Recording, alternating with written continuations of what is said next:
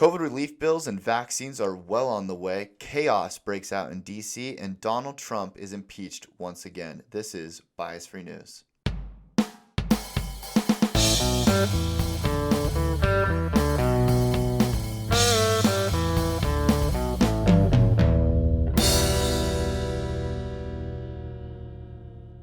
Alrighty, we are finally back in the studio. I have been in Florida and Alaska over Christmas break doing a lot of things, keeping up on the news. I went to a political conference in Florida that was wonderful, but there was a lot of news that happened while we were gone, so we're going to try to summarize all of that for you in 5 minutes or less. So let's get right into the news.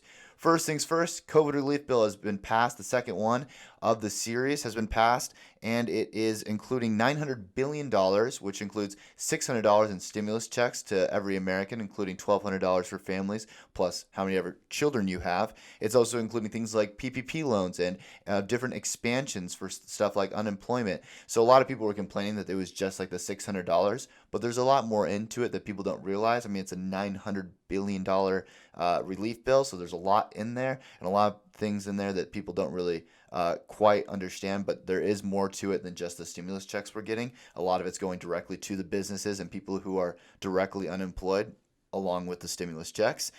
This has also come during the vaccines been distributed for the last month and a half now, and they've been having different debates on what the best way to distribute it is. Places like Florida, where the governor has actually decided to let the hospitals decide the best way to distribute it, but other people have criticized him, saying that they should actually follow some sort of uniformed plan from the state level.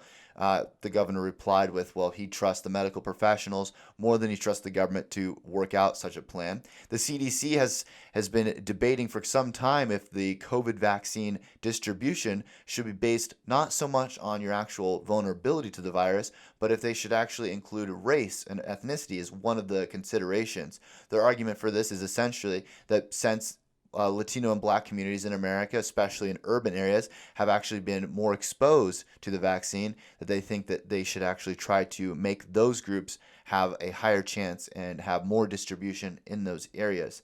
The counter argument to that has been that since if you don't give it to the elderly community, even though the elderly community is majority white, you could actually result in an absolute greater number of minority deaths, which would be really counterproductive to the entire idea of trying to limit that entirely. It would actually make more minority deaths through that. Another huge thing that happened, which is one of the most tragic things that has happened probably since 9/11, was the riots that we saw in D.C. Trump supporters came for a big rally where hundreds of thousands, tens of thousands to hundreds of thousands of Trump supporters gathered for a speech from Trump as they were waiting to see if the Senate and House of Representatives were going to overturn the electoral votes that were cast. It started off peaceful after a speech from Trump, but it quickly rose into violence that was absolutely insane.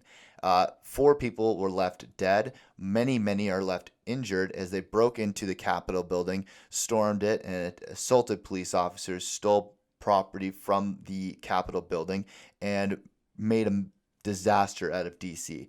This was resulted in a lot of different catastrophic events, especially for Trump, as many people were blaming Trump for the incidents that took place, including Twitter, which permanently banned Trump, along with many other social media websites and other platforms, such as Twitch, that have all banned Trump from permanently using their platforms forever, arguing that his presence was too risky and causing more and more violence after the DC riots. This has also led to Trump being impeached for the second time, which is the same argument being made that as president, he has incited violence, making that their legal argument, and the Senate will be hearing that most likely after Biden is inaugurated, which would make Trump the first president to be removed from office after the fact. We'll see where that goes from there, but we won't know anything until the Senate actually hears the case that the House of Representatives has sent up. That's one of the confusions here, is just because the House of Representatives has impeached Trump doesn't mean the Senate is going to remove him, similar to what we saw in January. That is all the news we have for you right now. And there's a lot more to get to, but we won't be able to get it to on this show. We're going to do it on the Levi Erickson show. So please tune into that for a lot more in-depth analysis of all these issues. Please like, share, and subscribe. And until next week, I'm Levi Erickson, and this is Bias Free News.